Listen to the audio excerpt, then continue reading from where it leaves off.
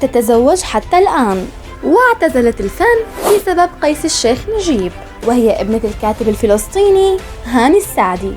الفنانة الجميلة روعة السعدي.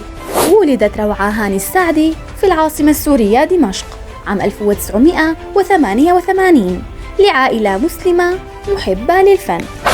ويعتبر والدها هاني السعدي من بين الشخصيات المرموقة في عالم الفن، لا سيما أنه ساهم بكتابة عشرات المسلسلات السورية، أبرزها مسلسل الخط الأحمر، أسياد المال، أبناء القهر، حاجز الصمت وغيرها.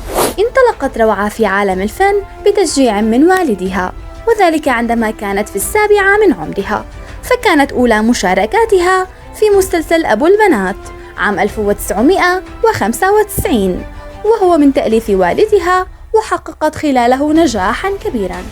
وفي عام 1997 شاركت روعة في مسلسل الموت القادم إلى الشرق، ومن ثم بدأت العروض تنهال عليها تباعاً لتشارك في مسلسل الكواسر عام 1998. وفي مسلسل الفوارس أدت دور سارة، والفصول ال4 ظهرت بدور نارة. شاركت روعة في مسلسل أشواك ناعمة عام 2005، وكان بمثابة المحطة الأخيرة قبل اعتزالها الذي استمر لأكثر من 7 أعوام. وكان السبب في اعتزالها الشائعات التي لاحقتها حول علاقات تجمعها بقيس الشيخ نجيب، وعلى أثر ذلك أشيع أنهما تزوجا وسافرا إلى تركيا لقضاء شهر العسل هناك. حاولت روعان في ذلك مرارا وتكرارا، وأكدت بأنه لا يوجد شيء من ذلك، إلى أن تلك الشائعات سرعان ما انتشرت بين الجميع، فقررت روعة اعتزال الفن حينها. راجعت روعة عن قرار اعتزالها بعد مرور 7 أعوام، وذلك كان في عام 2013 عندما شاركت في مسلسل ضوء البنات إلى جانب الفنان رشيد عساف.